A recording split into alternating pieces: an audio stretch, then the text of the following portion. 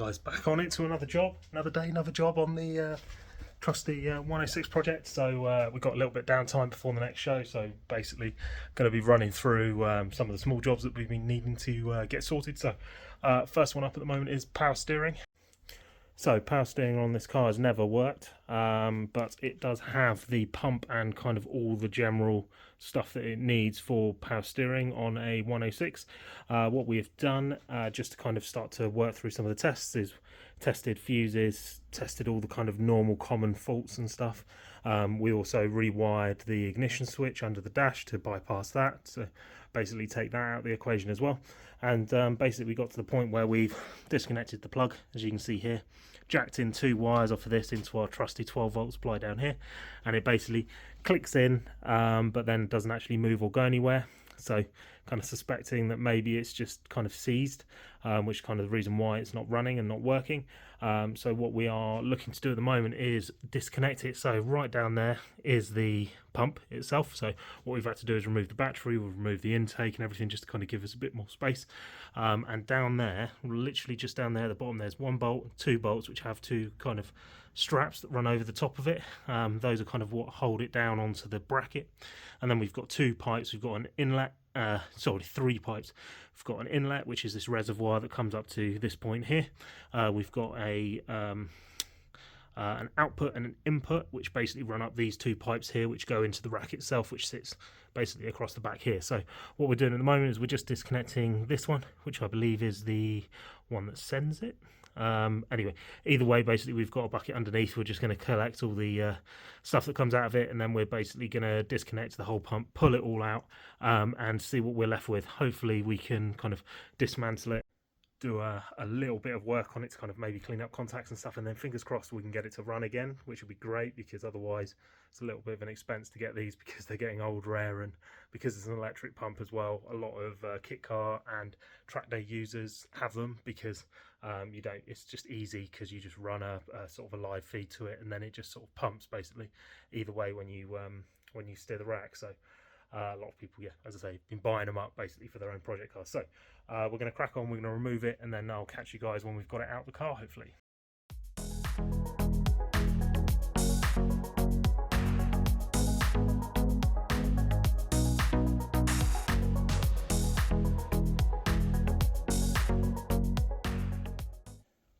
Okay, right.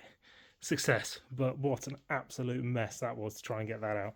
So we've still got that little kind of bolt down there that I was just talking about that was seized. That is still seized. So we basically had to twist the motor to get it off, and obviously with the holes and stuff all kind of unplugged, as you can imagine, it sent fluid absolutely everywhere. So as you can see, all down the bottom there, I've made an absolute mess of everything. So trusty rag, we need to go around now and dry everything off, and clean everything up, because as you can see here, I mean, it's just got absolutely everywhere. So we'll get all that cleaned up, and then we will start to diagnose and look into why this wasn't working, and replace it if necessary.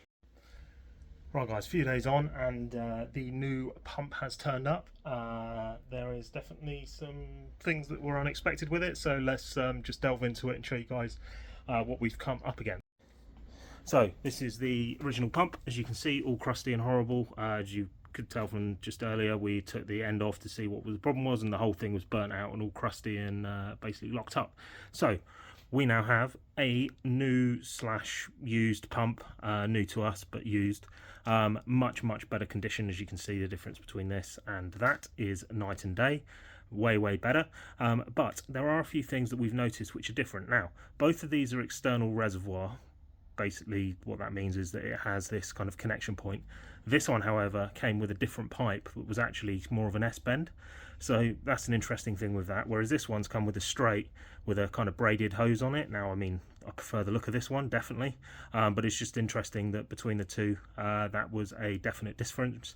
The other difference we can find is that actually the pipes on the back, these are actually in a line, whereas these are kind of off center from sort of one another on either side. So that bigger one there is actually what the reservoir was connected to. The other smaller one is what is effectively this one that connects into the feed or return, whichever one. And then the other difference, and we've actually made the change now, is that these two rubber bits were in a different location to these two. Now the reason for that is that actually the mounting brackets, which we can see here, which are the ones that came with it, are different to the ones that are on the car. So whether that's a difference between sort of 106s and saxos, or maybe it's like an early gen to a later gen model where they maybe changed the configuration, but I was unaware of this, so when it turned up and it was very different and it wasn't going to fit, I was a bit like, that's really annoying. So hopefully we've overcome that by moving this around, and this now sits in the bracket that's back in the 106. And fingers crossed everything else is okay. We have run 12 volts to the pump just really briefly, just to make sure that it did fire up, and it did. So it definitely works, which is much better than what we had previously where it didn't work at all. Then there is a little bit of difference in the cabling that's come with it, so I wasn't expecting the cable loom that connects back to the fuse box and stuff under the car and to the grounds to come with it, but it has, and it is ever so slightly different. I don't know to what extent that difference is going to cause us problems. I don't think it should do, because as long as the 12 volts is going to the pump, then it should just work. But it's good that we've got another relay and stuff anyway, because I was looking at those just in case the one that we had in the car was broken. So we've got a spare one here just to try, just in case. So what we're going to do is we're going to crack on. We're going to get this new pump wound back in on get all the pipe work connected, and get it all bolted down in the car, and then fingers crossed hopefully we get it all connected and then we have power steering again. Fingers crossed. So as you just saw, we had the original pump next to the new pump that we've picked up, and there were a couple of little differences. Now we'd managed to sort out the actual mounting side of things, and let me just lift this up so that we can take a look underneath before I get this attached again.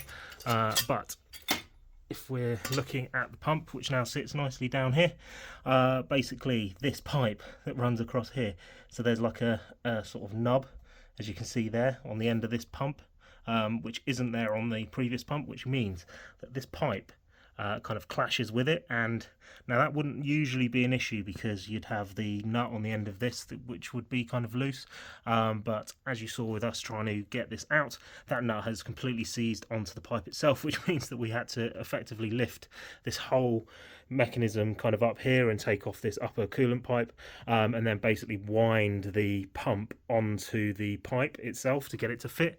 But so what we've had to do to kind of get around the fact that it can't go over this lump is we've just kind of manipulated it ever so slightly around here, but everything kind of connects up as it needs to. Yes, it's under probably a little bit of tension and it doesn't look as OEM as it should at the moment. However, we have just tested with filling up the power steering fluid and turning it on, and it is very easy to turn the wheel now when it is stationary. So I think I can gauge from that this is sorted it, but the real test is going to be kind of pulling it in and out of the garage tomorrow, and probably taking it potentially out on the Sunday to drive around for a bit and just make sure that that's kind of sorted. Now the thing that it hasn't sorted, which is slightly frustrating, is the blower motor. That, from what I've read, is on the same circuit, so I was hoping that I would sort the power steering pump out and then that would somehow fix the blower motor, because French. However, that has not been the case, so we've still got to diagnose what's going on with that heater blower, but that's kind of the next job on the list to sort out, to kind of get this car fully buttoned up. But yeah, for the moment, really happy. So what I'm going to do is I'm going to crack on putting everything back together again, and getting everything all buttoned up and looking nice, so that it's ready to take out this weekend. Right, so more updates. So we have been looking for an additional sticker for all of our audio barn gear. We've got this one. We put 2 of them, unfortunately, on the saxo, and we've decided we're not going to be doing audio barn within that build. That is going to be something completely different. But what it does mean is that we only had 1 sticker left from our new old stock of subwoofers, which we fitted to the 106, which is all audio barn gear. And we've been looking for another sticker. Now, we've managed to source one, along with a few other goodies. Right, so the goodies in question are, bang, these guys over here, which is a full component set, new old stock. These are absolutely lovely, to be honest. Full sort of machined grills. The actual speaker themselves is also absolutely beautiful, to be honest. I mean, just look at that, absolutely amazing. So yeah, these are pretty awesome. The actual tweeters themselves, all in lovely sort of case, including like chrome mounts, which I think what we're going to do, these actually fit into the dash. And then also crucially, we've got our little crossover boxes. Again, these are pretty cool. Don't know if these glow up blue, they might do. Gonna have to maybe put some power through them, maybe, or just look into it a little bit more to see whether or not that's the case. But yeah, these are epic and really difficult to find, so really amazing that we managed to pick these up. Literally, they went up on eBay and within 5 minutes we bought them, along with another set of these. Now these are the same ones that we've actually got in the car already, as we can just see there in the corner, but the main thing was that these actually come with those stickers. So we've actually already gone ahead and stuck it on the car, which is just basically because I just got a bit too excited. But yeah, these are the same as those other speakers. Again, really difficult to find, fully boxed. Doesn't look like they've ever been used, they've just been in storage. That's kind of what they were sold as. So these are also the same. There are 6.5-inch speaker, but the tweeter's detachable as well, so you could put that elsewhere if you wanted to. Not sure what or where we're going to actually fit these, or the other ones, as we see over here, because at the moment we are kind of working through what we've got in the back of this car. So just open this up. Right, so at the moment, oh yeah, actually that came with the component speakers, so we just chucked it in here for the moment. But at the moment we are just working out where everything kind of gets positioned. This is really sort of at the moment quite basic build ready for this, but I mean, as I've said previously, we do this on a budget, so everything that we pick up is second hand. So latest thing we did was this like checker plate floor instead. We've got the PS2 actually mounted into a vertical stand now, and all the TVs and speakers and everything now are all wired up and work properly. So yeah, so that's just sort of a couple of extra bits that we've got to find out. But what I think we might do is get some speakers kind of positioned left and right. We've also got some additional subwoofers which have been sitting around for a while. This is another audio barn sub. Now this was purchased really cheap off eBay because supposedly it is blown, or one of the coils is broken. I'm hoping that we can just run it off one coil and then it works perfectly fine, but we need to get a bit of chance to test it. There's the audio barn boxes from the previous subs. Then we've got another flame one sitting over here. So this one I am going to be putting probably in the back of the 106. What I'm thinking is right in the centre where that poster was is effectively where that speaker is going to be in, upturned to show off all the flame goodness, and then backlight it and everything as well. That should probably look pretty smart, but until we kind of get round to it and mock it up, we won't really know. And then some of you that follow my Instagram will have seen that we have finally diagnosed the blower motor issue that we were facing. Turns out that this guy was being a bit of a dick, and effectively we'd been doing all of the testing and stuff to make sure all the connections and all the common issues that usually happen with these heater blowers were kind of working correctly. A little bit stumped. Turns out that the actual heater blower wasn't even installed in the first place, which is a really stupid thing to overlook, to be honest. But you know, you guys that work on cars, you'll know that sometimes you just overlook the simplest of things, and yes, seeing whether the actual thing exists in the first place is the simplest thing. But anyway, so we've managed to pick one up, that's turned up, we fitted it, and now all of that is working, so that is awesome. So I'm pretty sure everything now on the car is functioning correctly as it should be, which is a pretty cool thing to see, especially since when we bought it, it was literally a shell with nothing, like, so gradually building it up and working out the sort of issues and stuff has been a bit of a task in itself, but we have got there. We've also had the alignment done as well, so it's driving a little bit better than what it was doing, should I say. It's still not great to drive, but at least I've got a bit more confidence in pointing it in a direction and actually going in that direction. Right guys, so about to embark on some changes for the main head unit in the 106. Those of you who following the channel will have seen that previously, as we can see up there, just stacked on the side, we did have a flip out unit for this car. We actually had two of them because we had a Rip Speed one that was going to go in the Saxo. The dual one that we had in here we thought was working until we fitted our speakers and started to wire all of that side of things up, and then we realized that the outputs from that head unit, which was really annoying because it was sold as a fully working unit, basically the outputs were not correct and were distorted on what they were putting out. Tested it, various things, even plugged it into another car through a harness, and had the same problem. Even then cut the harness off and wired everything directly, and it was the same problem. So stripped it out, put this Pioneer unit in, just a really cheap one that we took out of another car as well that we had. It's got no CD player and stuff, but that's not a problem. This has been pumping away absolutely fine, no problem, but the main issue is that it does not have a monitor here. Now we have obviously this monitor in the dash, we also have this one in the door, we have this one down there now, and then also in the back, as you can probably just see there, we've also got one in the back. Now, knowing this is a max power car, only having the sort of 4 screens is definitely not enough, and we are missing that vital one, which is the one in the center console. Now we could go and get another flip unit, Pioneer do a new flip unit, but it retails for about £400 to £500. Second hand they're about £250, so we are not going to be doing that, because this is built to a budget, and that budget is strict, and I haven't got that sort of money to just swill around on head units, which definitely aren't required. So one of our good friends ordered a head unit, wasn't working with their car, so they have donated it to the cause, and we are going to embark on basically getting this fitted. Now I have to warn you, this is going to be quite a reasonable task, because this is a what I would classify as kind of a new built-in sort of infotainment system.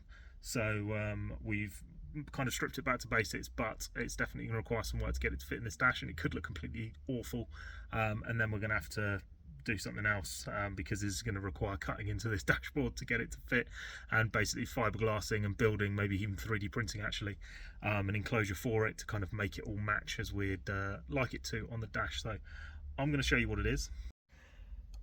Right, so this is the system. So it's a plus center system. We've taken the shroud off, which is sitting down there, which was meant for an Audi, and this is effectively what we're left with. Now it's got the universal cables on the back, so basically from this one here you see we've got all of our speaker outputs, we've got our power ground remote on this side, so basically we can splice all of this into the original harness that's behind here. And then we've got all of our video inputs and outputs, which is cool, because effectively this acts as like everything. It will connect to the phone, it will have sat nav, it has all of the reverse cameras. I mean, it basically do absolutely anything that we'd want it to, and crucially it is a ginormous screen, as we can see there, compared to the little 5-inch. So yeah, so what we're thinking is, obviously at the moment this is sort of area in the center here is kind of fairly compact and fairly put together. What we believe we're going to kind of do is, I think it's going to overshoot ever so slightly across the left and right, so we are going to have to cut it out a little bit to get it to fit, and then basically create, as we can see across the back here, some kind of like bulge piece, and what I'm kind of thinking is it will kind of come from here up into it, but we're going to kind of see what happens as we potentially start to cut this out, and then effectively what we're then also going to do is this whole dash. So before we'd just done these sort of 2-bit silver, but I think what we're actually going to do now that we're going to have to cut this and fiberglass it and fill it all in is we're actually going to paint all of this section silver. We could potentially actually just paint the whole dash, but haven't quite decided yet, so we will make that decision as and when it goes, and basically seeing how terribly I cock all of this up. So I think first things first is to strip out all of that Pioneer unit and basically see what we're left with, and potentially start to make some cuts to see how this is going to work. So fingers crossed and wish me luck. Right, so this is us with the head unit and all the internal bits out, tucked all the wires in for the moment, but what this does is give a kind of indication as to kind of how far we're going to need to be taking this out on the left and right. So if we did match up that on that side, you can see there's an overlap just there. So I think what we're probably going to do is kind of centralize it. I think that'll probably be better. Or maybe actually we go over one side, do it like that. No, we'll do it central. So what we're going to need to start to do is, as we can see there, we're going to have to start to sort of Dremel and trim out basically this whole section to allow this to sit flush in there. I think we are going to flush mount it as much as possible rather than have it sort of like poking out like this. I think it would just be a much neater finish, and also all this cabling and stuff on the back kind of needs to be hidden as much as possible, so we kind of need to do what we can to achieve that. Yeah, this is definitely going to be a no turning back moment when we get a Dremel out now and cut this up.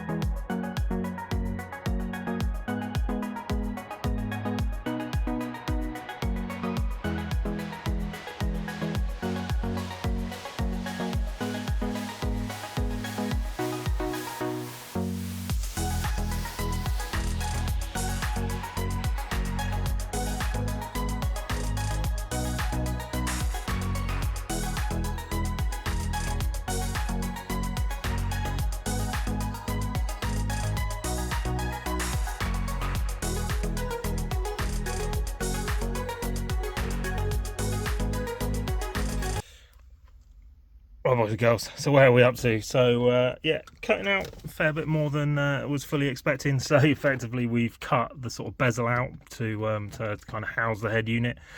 We've also had to start to cut into the dash as well to add a little bit of clearance to the rear side of it to basically allow all the cables and stuff to drop down into this kind of cubby hole underneath.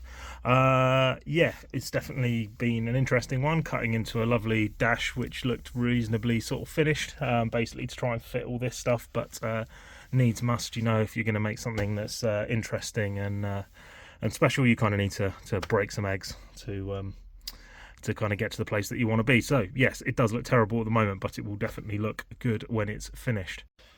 Right, so if we then look where we are at the moment, we've kind of got it in, so it's fairly flush. Going to need to just Dremel that a little bit underneath just to kind of get this fitment just perfect underneath, because yeah, at the moment there's a little bit too much of a gap. But yeah, reasonably happy with how it's coming out. Obviously, if we look around the back, this is what we're met with. So this is where I was talking, we're going to need this shroud piece that kind of comes round over the top, and that's going to be moulded into this black piece that comes over the dash as we see it at the moment. So going to require a reasonable amount of work, but nothing that we can't handle, and I reckon that the end result, as I say, with getting a full entertainment system like this and a massive screen in the dash is definitely worth it. It's going to look absolutely awesome. Right guys, and we moved on to the other camera, so the quality is going to change around a little bit, but hopefully this will be doing slightly better on the inside of the car. So we have kind of got this positioned in kind of the area that we believe it's going to fit. As you can see around there with the video that we just showed, that was us cutting away at the dash to kind of give us a little bit more clearance around the back. So in essence, what we kind of want to be doing now is to build our section over the back here as we see it. So obviously we've got a bit of a gap between the two, so there's a couple of different ways that you could go about this. We could build it up with some kind of wood sections and then lay some fiberglass over the top, or we could 3D print a shroud for it, for example, but that's obviously going to take some time to design and then print off. The way that I think we're going to do it, which I think is going to come out okay, but we're just going to give it a go and see what happens, is in essence we're going to take some expanding foam and we're going to kind of cover all of this with some trusty painter's tape, including the dash as well. I'm going to spray some foam across here to basically grow it so it's bigger than what we actually want to sort of shape, and then we're just going to kind of carve it away really in all these areas to kind of generally create the shape that we require for this. And then what we can do from there is we can then start to lay some glass over the top of it. Then we should be able to peel that whole section off, remove all of the spray foam out of the internals, and then basically build it back up from there inboard to effectively create the shape that we want. Or we could just add it then over the top, but we'll have kind of like a single ply fiberglass shell to then kind of work with afterwards. I think that's probably going to be the best way to do it, but again, we're just winging it and we're going to see what happens. So we're going to crack on with this tape, we're going to chuck it on here, we're going to get some foam out. I'm pretty sure we've got some spares from doing some stuff on the house recently, so I'll go and find out where that is located, and then yeah, I'm going to spray a load over here, let it grow, and then we'll crack on and start to shape this. Alright, there we go. So the foam has been added. We're going to wait for this to expand, hence the name expanding foam.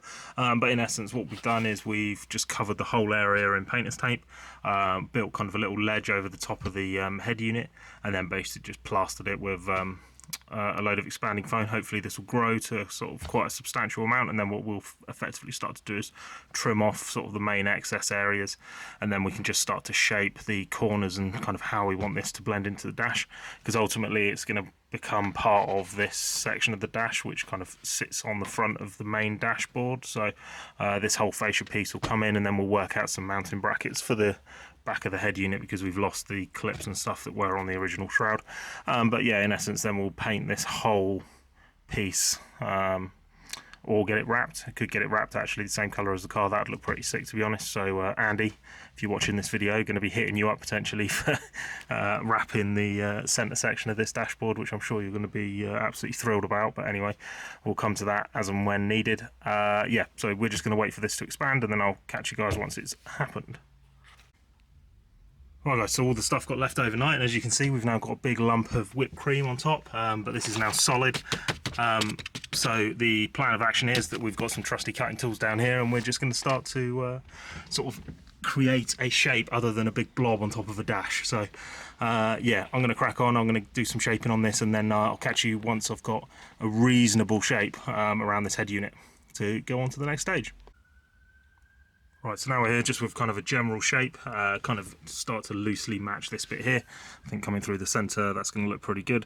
Sort of blended all the way down to the back, and obviously at the moment we've got straight edges, so what we're going to do is, luckily this has kind of detached itself already from kind of the main dashboard, so what we're going to do is we're going to carefully pry this piece off. We'll take it over to the workbench, then we'll probably lay maybe just some filler or something just over the top, and then we'll just ever so slightly just start to smooth this off just to kind of create the general shape. But we've kind of got our edge boundaries. Now it's just going to be a case of smoothing it just to kind of get us a really nice surface for laying that first layer of fiberglass over the top. Right guys, so now we've got everything kind of clipped in, so we've made some bottom clips, so this kind of is in position at the moment, so it takes a little bit of force to actually get it out, kind of sitting where we want it to be. And then what we've done with the piece that we created and started to mould is now we've just laid our first layer of fiberglass over the top. Just used loads of resin just to kind of create like a base shape, and then that shape we can trim out, take all of the foam out from underneath, and then basically we've got kind of like a single skin mould, which then we can work out whether we want to build it up from the top, build it up from the bottom, start to reshape the edges, get all of our flanges in place. But this kind of gets us to the point where we've got at least a kind of a reasonable shape which has got some strength to it. So yeah, we're just going to wait for this to cure, add a couple more layers on, and then ready to go.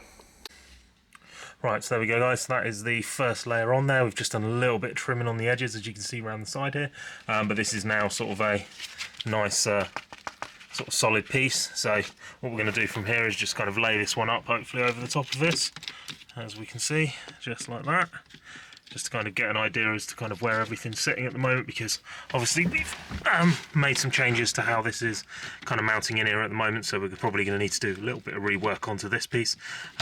So yeah, as we can see, we're kind of just going to need to trim some of this out just a little bit more, just to kind of get it to come a little bit further down. But yeah, not too bad, it's kind of getting there. What we'll do from here is we'll, as I say, trim it, lower it, and then we'll start to basically build it up and create our section. Right guys, so a little bit of trimming here and there, so now we've got our kind of initial mould.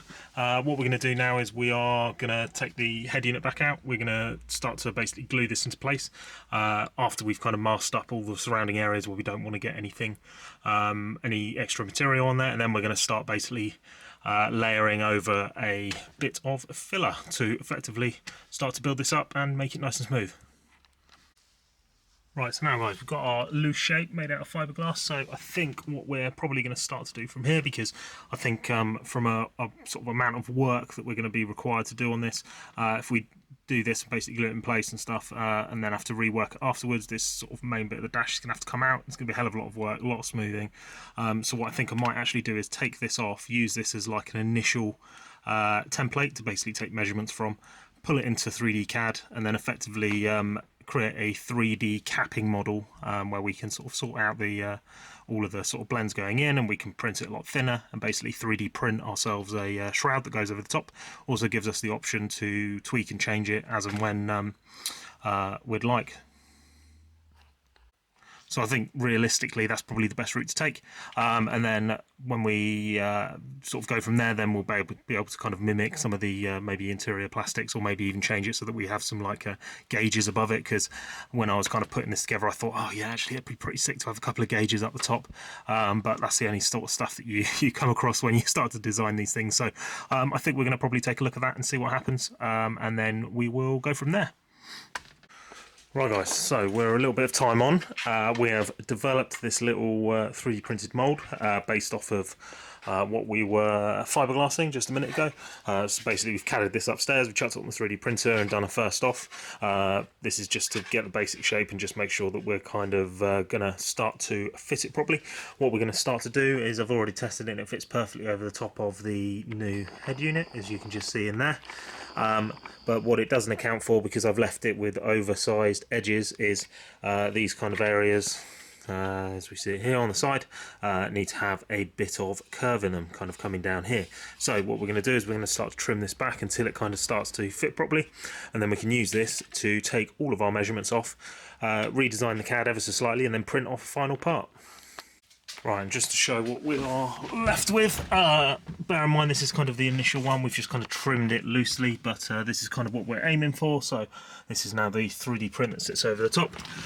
It'll kind of shroud the edges and then come down and meet the sort of plastics on the left and the right hand side. I mean, yeah, we kind of need to sort out the curvature and stuff, but we'll be doing this on the final model anyway. This is just purely to get some temporary measures. We'll probably have to go for a few of these.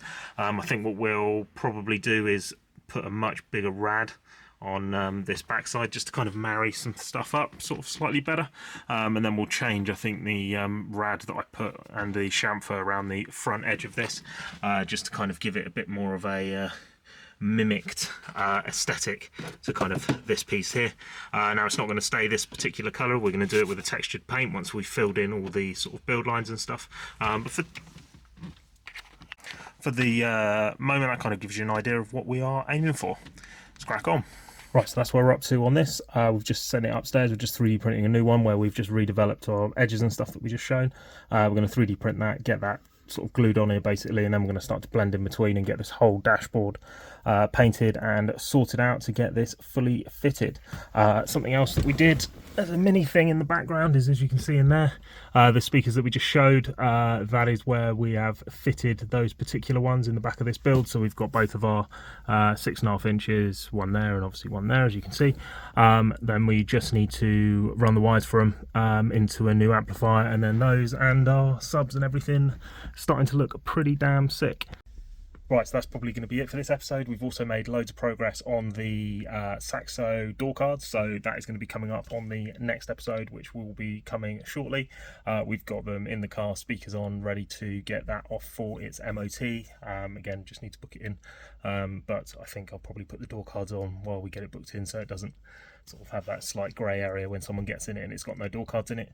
Then we've got Plus 44 show coming up soon. That's in a couple of weeks time, so we're taking the 106 with us, which is going to be awesome. So we're just kind of buttoning up and finishing up a few bits at the moment. We also had a new thing turn up, which was some braid kits for the engine bay, so we're going to go through and just start to kind of sort that area out as well, because that's been kind of left a little bit, and it kind of needs a little bit tidying up at the moment before we decide to pull the engine out and do a smooth bay, which is what we'll ultimately be doing, I think, on this car for 2025, along with a couple of other builds and stuff that are in the background. Some quite exciting stuff really as well. So yeah, so thanks everyone for watching. Stay tuned for more content, and I'll catch you on the next one. See you later.